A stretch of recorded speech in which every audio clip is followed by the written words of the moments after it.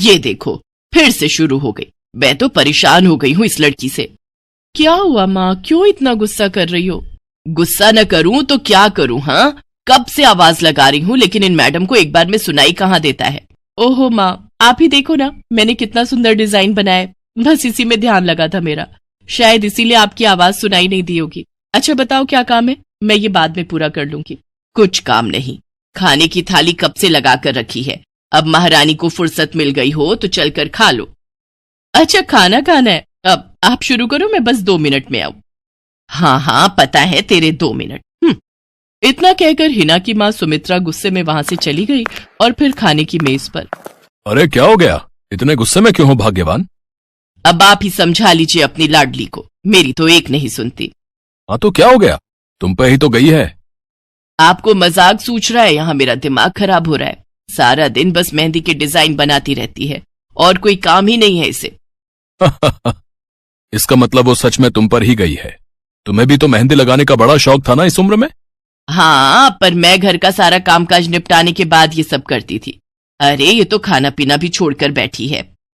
सुमित्रा अपने पति सुरेश से हिना की शिकायतें कर ही रही थी कि तभी हिना वहां आ गई।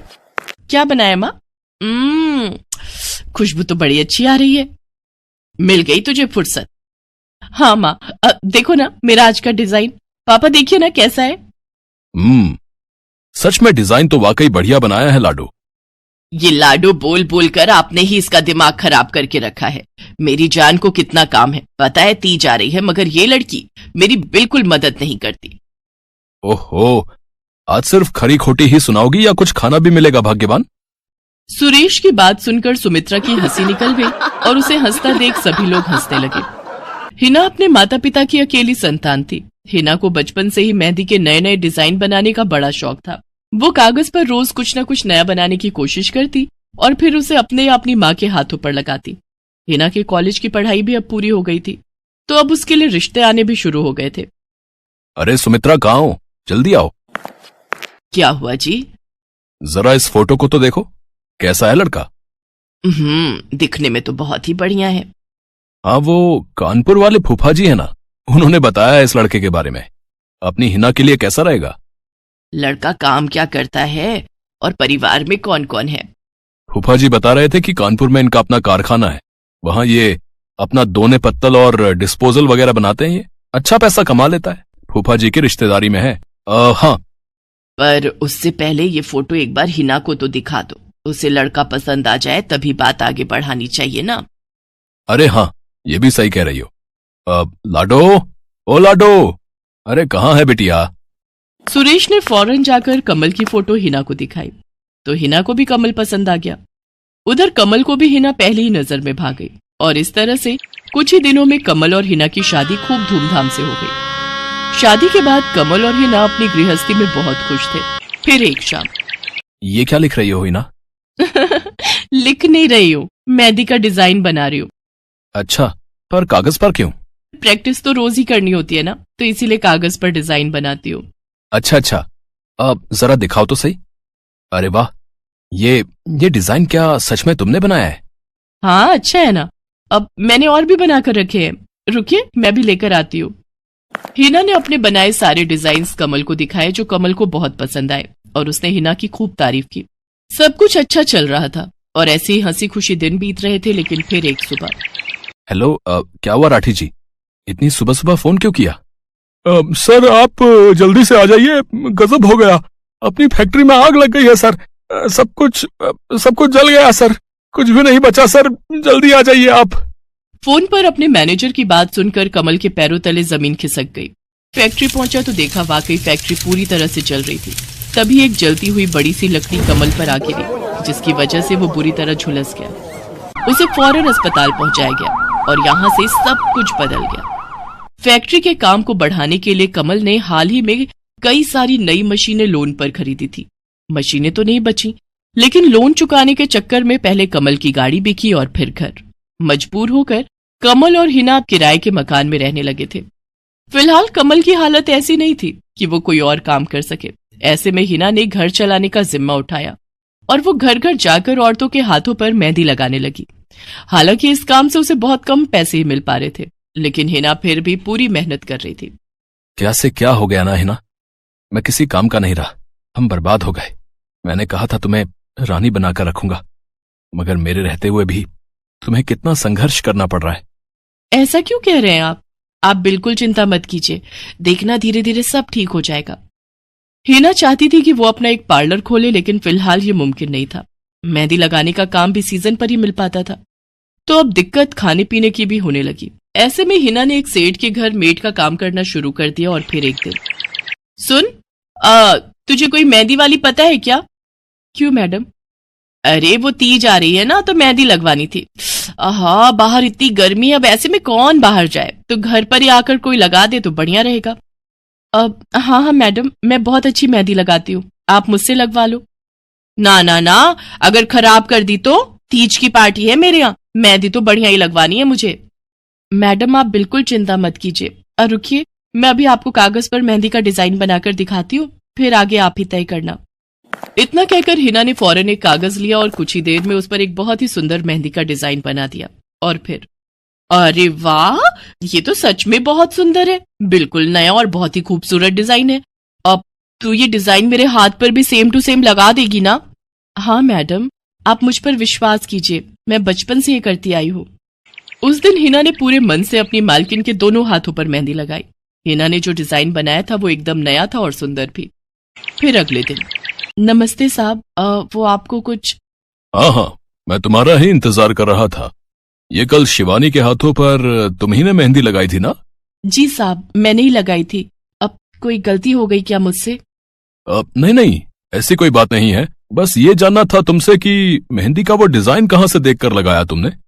कहीं से नहीं साहब, वो तो मैंने खुद से सोचा था, मैं कभी कहीं से देखकर डिजाइन नहीं बनाती। अच्छा, अगर ऐसा है तो जरा ये कागज और जरा इस पर एक मोर की थीम पर बेस्ड एक डिजाइन बनाकर दिखाओ, पर याद रहे डिजाइन बिल्कुल नया होना चाहिए। जी साहब, बस 2 मिनट दीजिए। हिना ने बस कुछ मिनटों के अंदर वो करके दिखा दिया, जिसे देखकर उसका मालिक साहिल मल्होत्रा हैरान रह गया। वाह, सच में कमाल है ये तो। तुमने डिजाइनिंग सीखी है क्या कहीं से? नहीं साहब, सीखी तो नहीं, लेकिन मुझे बचपन से ही शौक है मेहंदी लगाने का, तो बस इसीलिए। समझ गया। देखो हिना, तुम्हारा हुनर लाजवाब है और तुम्हें अपने इस हुनर को ऐसे बेकार नहीं जाने देना चाहिए। जी मतलब? तुम्हें पता है ना, मेरी फैक्ट्री में लेडीज कपड़ों के लिए कपड़ा बनता है, लेकिन काफी समय से मैं परेशान हूं क्योंकि सूट साड़ियों वगैरह के लिए मेरे पास नए डिजाइन्स की कमी पड़ गई है। लेकिन अब लगता है ये कमी नहीं रहेगी। बोलो, बतौर डिजाइनर मेरे लिए काम करोगी तुम? जी साहब, बिल्कुल करूंगी। ये हिना के लिए सपने के सच होने जैसा था। अब वो काम वाली बाई से एक डिजाइनर बन गई। वो साहिल की फैक्ट्री में बनने वाले कपड़ों के लिए हर रोज नए नए डिजाइन्स बनाने लगी, और इसके बाद साहिल के फैक्ट्री में बनने वाले कपड़े की डिमांड काफी बढ़ गई, और इसके चलते हिना को भी उसके काम की बढ़िया सैलरी मिलने लगी। हिना अब अपनी कमाई से न सिर्फ अपना घर खर्च चलाने लगी, बल्कि उसने शहर के बढ़िया डॉक्टर से कमल का इलाज भी कराया, जिससे कमल बहुत जल्दी ठीक हो गया और उसने भी काम करना शुरू कर दिया। पर इस सब में पूरा 1 साल बीत गया और एक बार फिर से तीज का त्योहार आया। देखिए तो कैसी लग रही हूं मैं? बिल्कुल चांद जैसी लग रही हो। हिना ने नई हरे रंग की साड़ी पहनी हुई थी, जो उसने खुद डिजाइन की थी, और वाकई वो उसमें बहुत ही सुंदर लग रही थी। हिना, तुम सच में बहुत बहादुर हो। मैं तो उस हादसे के बाद उठकर खड़ा ही नहीं हो पाता, लेकिन तुमने सब कुछ ठीक कर दिया। तीज का ये त्योहार ही इसलिए है जी, मैं आपको कभी कुछ नहीं होने दूंगी।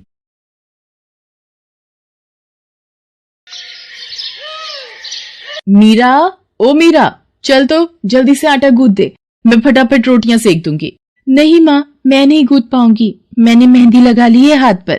क्या? सुबह सुबह तू फिर मेहंदी लगाकर बैठ गई? बड़ी मक्कार है सच में, काम में मदद ना करनी पड़े इसलिए जब देखो मेहंदी लगाकर बैठ जाती है। चल जल्दी से हाथ धोकर आ मेरे पास, मुझे काम पर जाने के लिए देर हो रही है। माँ बस आज कर लो ना, देखो ना मैंने कितनी मेहनत से कितना सुंदर डिजाइन बनाया है। लेकिन जैसे ही उसकी नजर मीरा के हाथों पर पड़ती है, उसका गुस्सा पल भर में गायब हो जाता है। वो मीरा से कहती है, अरे वाह मीरा, तूने तो बड़ी सुंदर मेहंदी लगाई है। हाँ माँ, वो शांति दीदी ने मुझे किताब दी थी कल, उसमें बड़े सुंदर सुंदर डिजाइन बने हैं, बस उसी में से देखकर लगाई है मैंने। सुंदर है ना? हाँ बहुत सुंदर है। अरे लेकिन मुझे तो ओफो, फिर लगा लिया ना तूने बातों में। पहले से ही देर हो रही है, ऊपर से तू भी मेहंदी लगाकर महारानी जैसे बैठ गई है। माँ, तुम इतना परेशान क्यों होती हो? 1-2 घंटे में जब मेरी मेहंदी सूख जाएगी तो मैं घर के सारे काम कर दूंगी। मीरा की बात मानकर कावेरी काम पर चली जाती है। वो एक बड़ी सोसाइटी के घरों में काम करती थी और इसी काम से कावेरी और मीरा का गुजारा चलता था। कावेरी के पति की कई साल पहले एक सड़क हादसे में मौत हो गई थी। तब से कावेरी पर ही सारी जिम्मेदारी थी। मीरा भी घर के कामों में उसका पूरा हाथ बटाती थी। मीरा को मेहंदी लगाना बहुत पसंद था। उसने अपने घर के पीछे मेहंदी के कई सारे पौधे लगा रखे थे, जिनका वो बहुत ख्याल रखती थी। वो अपने हाथों से मेहंदी के पत्तों को पीसकर अपने हाथों में लगाने के लिए तैयार करती थी। फिर एक दिन, मीरा, हमें इस जगह पर थोड़ी मोड़ी खेती कर लेनी चाहिए। ये मेहंदी के पौधों से कुछ कमाई थोड़े ही हो रही है, खेती कर लेंगे तो कुछ पैसे ही बन जाएंगे। नहीं माँ, मेरे मेहंदी के पौधों को हाथ भी मत लगाना। बाजार से मेहंदी खरीदने के तो पैसे हैं नहीं हमारे पास, अब इन्हें तो रहने दो। ये कहते हुए मीरा की आंखों में आंसू थे। कावेरी उसके सिर पर हाथ रखते हुए कहती है, मीरा, मैं जानती हूँ तुझे मेहंदी लगाना बहुत अच्छा लगता है, लेकिन बेटा अपनी हालत तो तुझे पता ही है ना, मैं कितनी मुश्किल से। माँ, सब समझती हूँ मैं, जाओ कर लो जो करना है।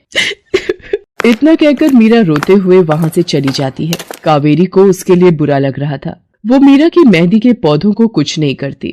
ऐसे ही कई दिन गुजर जाते हैं। ज्यादा काम करने की वजह से कावेरी की तबीयत खराब रहने लगी। वो बहुत जल्दी जल्दी बीमार पड़ने लगी। तो मीरा ने उससे कहा, माँ, तुम रहने दो, तुम्हें बुखार है, रात भर सोई नहीं हो, मैं चली जाती हूँ काम पर। नहीं मीरा, तू कैसे? ना, नहीं, मैं ठीक हूँ, मैं जाती हूँ।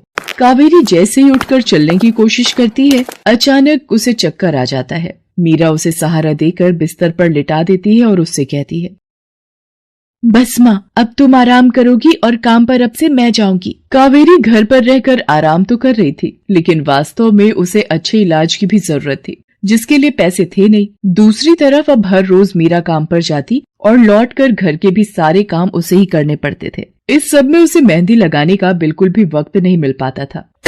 मीरा, कितने दिन हो गए तूने मेहंदी नहीं लगाई? हाँ माँ, बस मन नहीं कर रहा। अच्छा, मेहंदी लगाने का तेरा मन नहीं? मैं सब जानती हूँ। मैंने बिस्तर पकड़ लिया है और मेरी फूल सी बच्ची पर सारे काम पड़ गए हैं। अब बस बहुत हो गया आराम। मीरा, जा, तू जाकर मेहंदी लगा ले, आज मैं जाऊंगी काम पर। नहीं माँ, तुम कहीं नहीं जाओगी, मैं कर लूंगी सब। और मैं सच बोल रही हूँ, मैं बड़ी हो गई हूँ, ये मेहंदी वेहंदी का मुझे शौक नहीं। इतना कहकर मीरा काम पर जाने के लिए घर से निकल जाती है। कावेरी की आंखों में आंसू आ जाते हैं। मीरा सोसाइटी के कई घरों में काम करती थी। उन्हीं में से एक घर आरती का भी था। उसके घर पर तीज का त्योहार बड़े धूमधाम से मनाया जाता था। तीज की तैयारियों में मीरा भी मदद कर रही थी। इसी बीच, अरे ऐसे कैसे? मैंने सारे रिश्तेदारों को बुला लिया है, मेरी सारी फ्रेंड्स भी आने वाली हैं। मैं क्या कहूँगी उन्हें? फोन पर काफी देर बहस करने के बाद आरती फोन रख देती है। उन्हें उदास देखकर मीरा उससे पूछती है, क्या हुआ मैडम जी, आप कुछ परेशान लग रहे हो? हाँ मीरा, बड़ी मुसीबत हो गई। कल तीज का फंक्शन है, मैंने सबको मेहंदी लगवाने के लिए यहीं बुला लिया है और आखिरी मौके पर ये पार्लर वाली धोखा दे गई। कह रही है कल नहीं आ पाएगी। अब क्या होगा? इतनी जल्दी कौन तैयार होगा सबको मेहंदी लगाने के लिए? मैडम जी, वैसे मैं भी ठीक ठाक मेहंदी लगा लेती हूँ। अरे हाँ, कावेरी ने मुझे बताया तो था एक बार कि तुझे मेहंदी लगाने का बहुत शौक है। वैसे मुझे तो कोई परेशानी नहीं है, तू देख ले बेटा, बहुत सारे हाथ लगाने होंगे और मेहंदी बढ़िया लगनी चाहिए सबके। आप बिल्कुल चिंता मत करिए मैडम जी, मैं सब अच्छे से करूँगी। बहुत दिनों बाद मीरा के चेहरे पर खुशी थी। उसने घर पहुंचते ही मेहंदी के खूब सारे पत्ते तोड़कर पत्थर पर पीसना शुरू कर दिया। ये देखकर कावेरी ने मीरा से कहा, अरे मीरा, शाम हो गई है, अब मेहंदी मत लगा, मौसम भी ठंडा है बेटा। ये मेहंदी मैं अपने लिए नहीं पीस रही माँ, वो 5वें फ्लोर वाली मैडम जी है ना, कल उनके यहाँ लगानी है। अच्छा बेटा, पर ध्यान से बेटा, वो बड़े लोग हैं, कोई गलती ना हो जाए। माँ, तुम बिल्कुल चिंता मत करो, मेहंदी लगाने में मुझसे कभी कोई गलती हो ही नहीं सकती। मीरा खूब सारी मेहंदी तैयार करके अगले दिन आरती के घर पहुंच जाती है। वो अपनी मेहंदी को कोन में भरने लगती है कि तभी आरती की एक फ्रेंड आरती से, आरती, ये किसे बुला लिया तुमने? मैंने जिस पार्लर का नंबर दिया था तुम्हें, उससे बात नहीं हुई क्या? हुई तो थी, लेकिन उसने आखिरी वक्त पर मना कर दिया। तुम बिल्कुल चिंता मत करो, ये मीरा है, मेरी हाउसमेड है ना कावेरी, ये उसी की बेटी है, बहुत अच्छी मेहंदी लगाती है ये। ओफो आरती, तुम भी ना, पार्लर की बात अलग होती है, उन लोगों का मटेरियल ब्रांडेड होता है, मेहंदी के रचने की गारंटी मिलती है वहां से। और इसकी मेहंदी तो मुझे कुछ समझ नहीं आ रही, इस पर तो कोई लेबल तक नहीं है, अगर कुछ गलत रिएक्शन हो गया हाथों पर तो। आप बिल्कुल चिंता मत कीजिए मैडम जी, ये मेहंदी मैंने खुद पीस कर तैयार की है। मेरे पास बहुत सारे मेहंदी के पौधे हैं, इसमें कुछ भी ऐसा नहीं है जो आपके हाथों को नुकसान दे। ना भाई ना, सॉरी आरती, बट मैं अपने हाथों को लेकर कोई रिस्क नहीं ले सकती। तुम सब लगवाओ, मैं तो पार्लर जाकर ही लगवाऊंगी। इतना कहकर आरती की दोस्त शालिनी वहां से चली जाती है। आरती मीरा को इशारा देकर काम शुरू करने को कहती है। अरे वाह, मानना पड़ेगा, इस बच्ची ने कमाल की मेहंदी लगाई है। मुझे तो नहीं लगता कि इस मेहंदी का वैसा रंग आएगा जैसा पार्लर वाली मेहंदी का आता है। अब बस भी करो शालिनी, मेहंदी कैसी रचेगी ये कल तक पता चली जाएगा ना। बच्ची है वो, उसे इस तरह डराओ तो मत।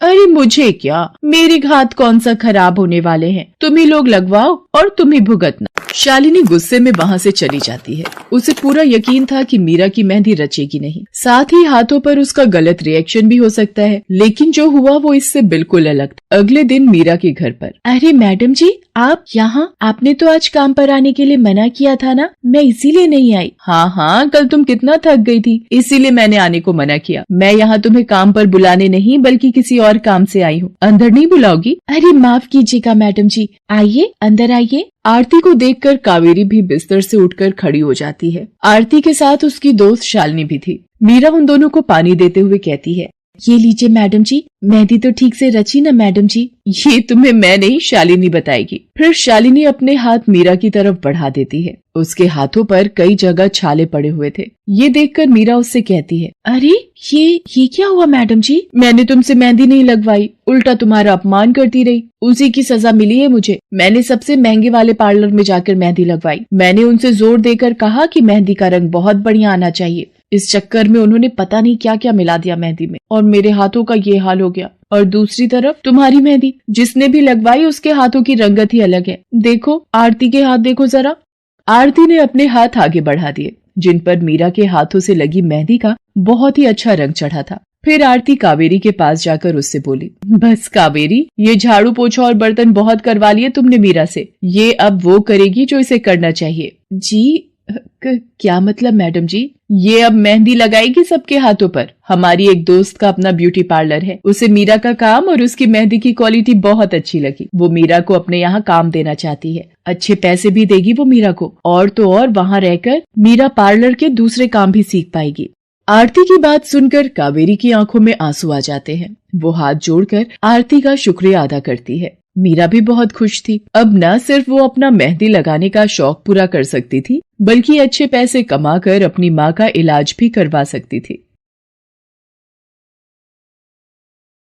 एक समय की बात है, केशवपुर नामक गांव में सरला नाम की एक बूढ़ी विधवा औरत अपने बेटा बहू के साथ रहती थी।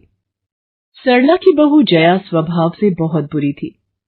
वो रोजाना सरला से बात बात पर लड़ती रहती थी। सरला का पति किशन शहर में मजदूरी करता था, इसलिए वो कभी कभी ही गांव आ पाता था। किशन शहर से घर खर्चे के लिए पैसे भेजता तो 2 लिफाफे भेजता, एक अपनी माँ के नाम और एक अपनी पत्नी के नाम। पर जया सरला के पैसे भी अपने पास ही रख लेती थी। ऐसे ही एक दिन, ये सरला देवी और जया जी के नाम के मनी ऑर्डर हैं। लाओ भैया, जल्दी से मुझे दे दो। ये सरला देवी के हस्ताक्षर करके ही उन्हें मिलेगा। माँ जी आराम कर रही हैं, लाओ मैं अंगूठा लगवा कर लाती हूँ। ए बुढ़िया, जल्दी से इस कागज पर अंगूठा लगा दे। भैया मनी ऑर्डर मुझे दे दो। जया सारे पैसे अपने पास रख लेती है और अपने और बेटे बिट्टू के लिए खाने पीने की चीजें खरीद लाती है। माँ बहुत भूख लगी है। ये देख मैं तेरे लिए कितने सारे पकवान लाई हूँ, पूड़ी, छोले, समोसे, कचौड़ी। चल हम दोनों मिलकर खाते हैं, मजा आ जाएगा। जया बहू, बहुत भूख लगी है, सुबह से कुछ भी नहीं खाया है। अगर थोड़ा सा कुछ खाने को मिल जाता तो। पता नहीं इस बुढ़िया को कितनी भूख लगती है, जब देखो हम माँ बेटे के खाने पर नजर लगाती रहती है। ये ले पकड़, आधी कचौड़ी दे रही हूँ, अब रात तक कुछ खाने को नहीं मिलेगा। और तुझे तो मैंने बोला था कि कपड़े धो देना, तेरे से अभी तक कपड़े नहीं धुले। ये कचौड़ी खाकर चुपचाप सारे कपड़े धो देना, नहीं तो मुझसे बुरा कोई नहीं होगा। बेचारी सरला कचौड़ी का एक टुकड़ा खाकर भला क्या पेट भरती। वो फिर से दोबारा काम पर लग जाती है। एक दिन किशन शहर से वापस आने वाला था। जया को पता था कि जब किशन सरला से पूछेगा कि वो उसे पैसे बराबर भेजता है तो उसे मिलते हैं या नहीं। ये बात सोचकर जया थोड़ा घबरा जाती है और वो सरला से कहती है, ओ बुढ़िया, अगर तूने अपने बेटे से कहा कि तुझे उसके भेजे हुए पैसे नहीं मिलते तो मुझसे बुरा कोई नहीं होगा। वो तो एक दिन रहकर चले जाएंगे, उसके बाद जो मैं तेरा हाल करूंगी ना, फिर तू देखती रह जाएगी। इसलिए अपने बेटे के सामने दुखड़े रोने की कोशिश मत करना। नहीं बहू, मैं किशन को कुछ नहीं कहूंगी। माँ, मैंने तुम्हें पैसे भेजे थे, वो तुम्हें मिल गए थे ना? अरे आप बिना कैसी बातें करते हो? माँ जी को मैं बराबर से पैसे देती रहती हूँ। माँ जी, ये लो गरम गरम पनीर के पकौड़े, आप भी खाओ। किशन 2 दिन रहकर शहर वापस चला जाता है। जया फिर से अपने रूप में आ जाती है। दिन भर सरला काम करके एक दिन चक्की से आटा पिसवा कर लौट रही थी कि अचानक उसे चक्कर आ जाते हैं। रिक्शा में जाती एक लड़की देख लेती है। भैया, इन्हें उठाने में मेरी मदद करो, बेचारी पता नहीं कौन है। सुमन, ये तेरे साथ कौन है? ये रास्ते में बेहोश हो गई थी, मैं इन्हें घर ले आई, लगता है इन्हें होश आ गया है। अब कैसा लग रहा है आपको? मैं ठीक हूँ बेटी, तुम्हारा बहुत बहुत शुक्रिया बेटी। माँ जी, आप इतनी भारी आटे की बोरी अकेले ही उठा कर ले जा रही थी, आपके बच्चे या कोई? सरला की आंखों में आंसू आ जाते हैं, वो रो पड़ती है। माँ जी, कोई परेशानी है तो आप हमसे कह सकते हो, मुझे लग रहा है आप बहुत परेशानी में हो।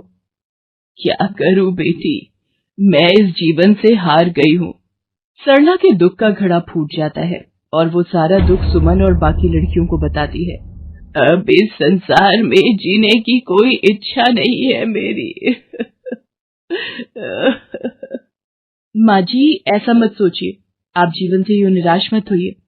अब आप अपनी बहू के पास वापस मत जाना, आप यहाँ हमारे साथ रहो।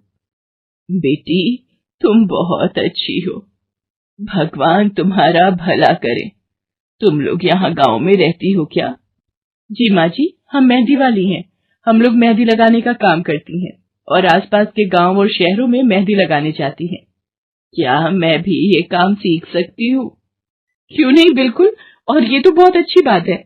हमारे ग्रुप में आप भी जुड़ जाओगे, मैं आपको मेहंदी लगाना सिखाऊंगी। सरला अब उन लड़कियों के साथ ही रहने लगी और कुछ ही समय में वो बहुत अच्छी मेहंदी लगाना सीख गई। इधर जया सरला के कुछ दिन तक वापस न आने से घबरा जाती है। ये बुढ़िया इतने दिनों से कहाँ गायब है, मुझे तो कोई खोज खबर नहीं है। बिट्टू के बापू ने हम सबको अचानक शहर बुलाया है, वहां जाकर अब यही बोलना पड़ेगा कि बुढ़िया की तबीयत खराब थी इसलिए नहीं ला सकी। जया बिट्टू को लेकर किशन के पास शहर पहुंचती है। क्या हुआ जया, माँ तुम्हारे साथ नहीं आई? वो माँ जी की तबीयत कुछ ठीक नहीं थी, इसलिए मैंने उन्हें बोला कि वो गांव में ही रहें। बेकार में सफर करती तो उनकी तबीयत और खराब हो जाती। पर तुमने मुझे अचानक क्यों शहर क्यों बुला लिया? अरे वो हमारे सेठ जी की लड़की की शादी है, इसलिए उन्होंने बोला कि कोई ऊपर के कामों के लिए मिल जाए। मैंने सोचा तुम्हें बुला लेता हूँ, और माँ भी थोड़े दिन के लिए मेरे पास रह लेगी। चलो कोई नहीं, मैं तुम्हें मालकिन से मिलवा देता हूँ। देखो किशन, शाम को मेहंदी का समारोह है तो काम अच्छे से निपटाने हैं। जितने भी मेहमान आएंगे उनके स्वागत में कोई कमी ना होने पाए। आप चिंता मत करो मालकिन, सब हो जाएगा। ये मेरी पत्नी है, मैंने इसे गांव से बुला लिया है, ये सब संभाल लेगी। जया मेहंदी समारोह की तैयारियों में काम करवाने लगती है। सब मेहमान आने लगते हैं। रिचा, मेहंदी वाली अभी तक नहीं आई, कितने बजे का टाइम दिया था? मम्मी, मेरी उनसे बात हो गई है, बस कुछ ही देर में आती होंगी। लो वो आ गई। माँ जी, ये यहाँ कैसे? मेहंदी वाली लड़कियों के साथ? माँ यहाँ? जया, तुम तो कह रही थी कि माँ बीमार है और गांव में है, पर माँ मेहंदी वाली लड़कियों के साथ क्या कर रही है? मुझे कुछ समझ नहीं आ रहा।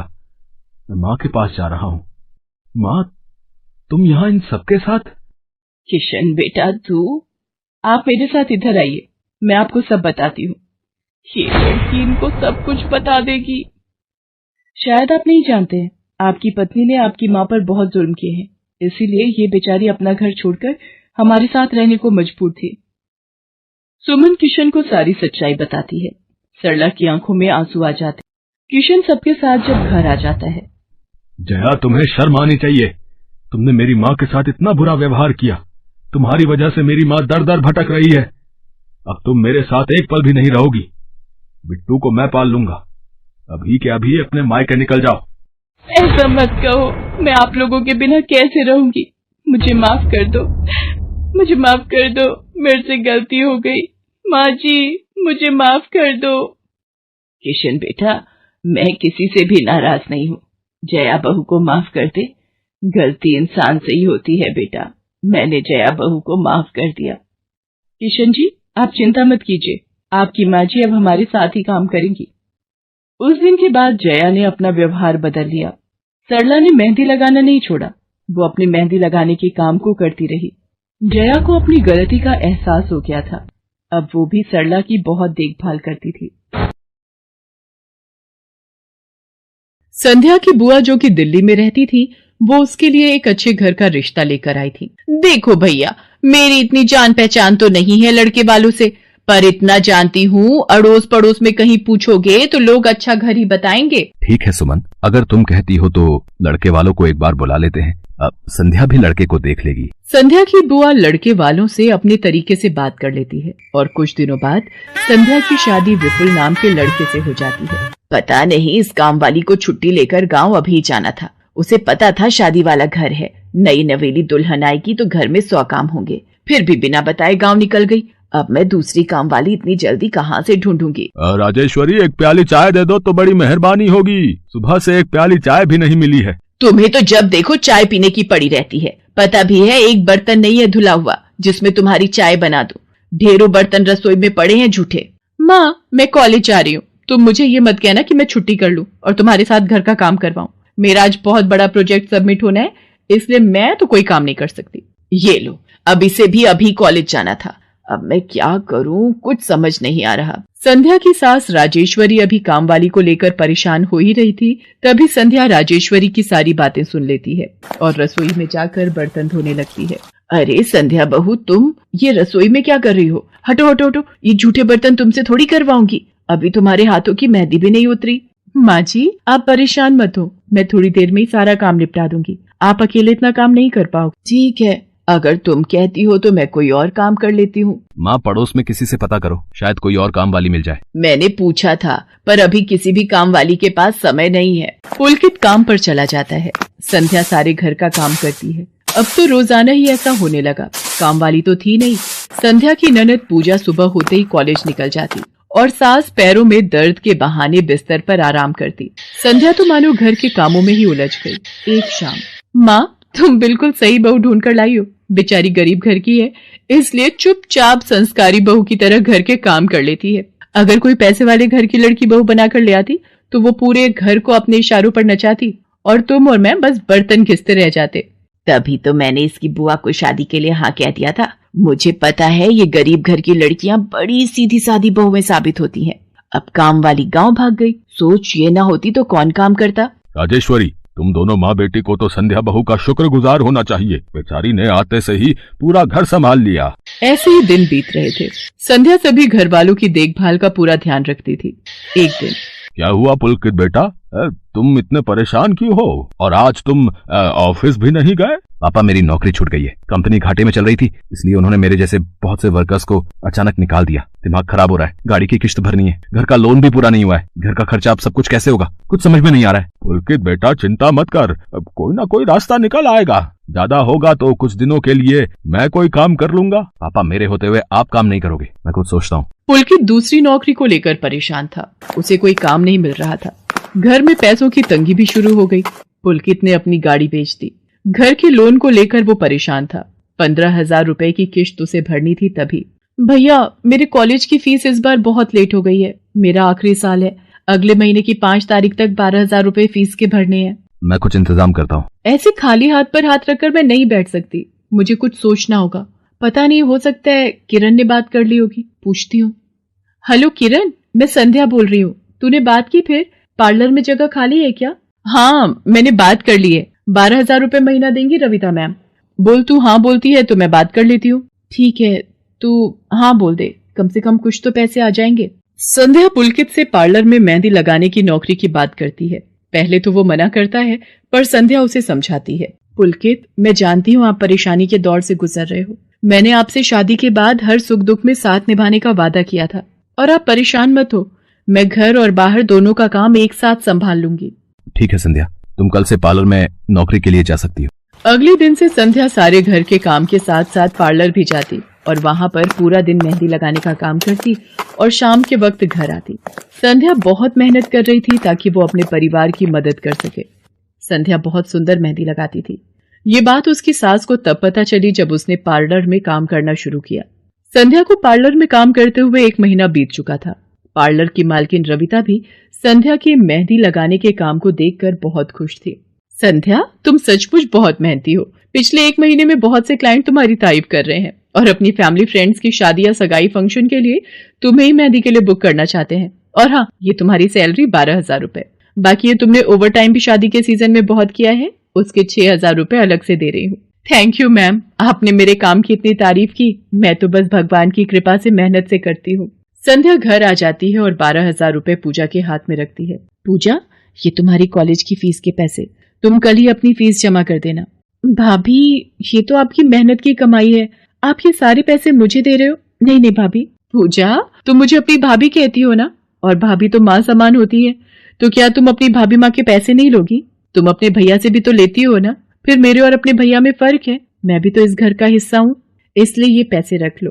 मुझे माफ कर दो भाभी, मैंने ना जाने आपके बारे में क्या क्या गलत सोचा। पुलकित को भी दूसरी नौकरी मिल जाती है। अब संध्या और पुलकित दोनों मिलकर काम करते थे। राजेश्वरी और पूजा भी अब संध्या की घर के कामों में बहुत मदद करती थी। परिवार में खुशियां फिर से लौट आई थी।